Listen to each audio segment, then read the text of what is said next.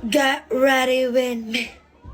So ngayon, nandito ako sa may bahay ni Ate Charlene. And then, dito ako mag-get ready with me. Tingnan nyo, ang table.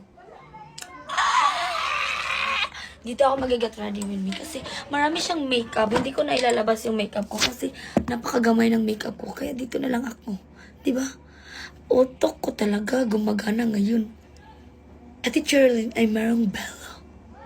Yung favorite ko na sunscreen ever. Bella only touch my skin. Bella only touch my skin. Magsa-sunscreen muna tayo na para ma-protect tayo sa may mainit kahit madilim na kasi alas 6 na. Tanga. Tapos natin mag-sunscreen is magpa-primer tayo gamit ito, nang ginagamit natin Ate Charlene sa kanyang faces. Kasi nga, para stick yung makeup natin, di ba? Kahit papauwi pa lang tayo sa bahay. Stick yung makeup natin, pero yun siya. Hindi niya pa rin ako mati-stick kasi hindi niya ako mahal. E-blend natin kasi blind siya sa akin. Pagkatapos natin mag-primer is mag-foundation tayo gamit itong O2O. Kasi nga, bakit nyo? Wow! Ganda! Wow! Ganda! Mamahalin ko siya kahit di niya ako mahal. Pero mahal ko talaga siya. Ewan ko na lang talaga sa akin. Tanga-tanga ko talaga pagdating sa pag-ibig.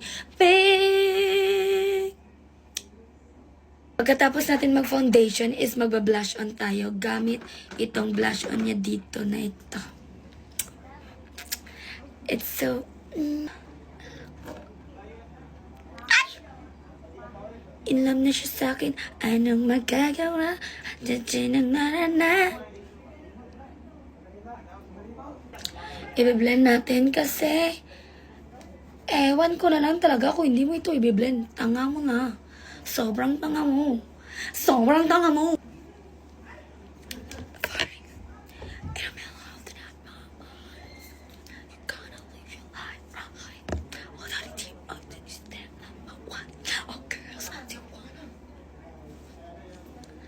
Then, pagkatapos natin mag-blush on, is mag-lipstick tayo.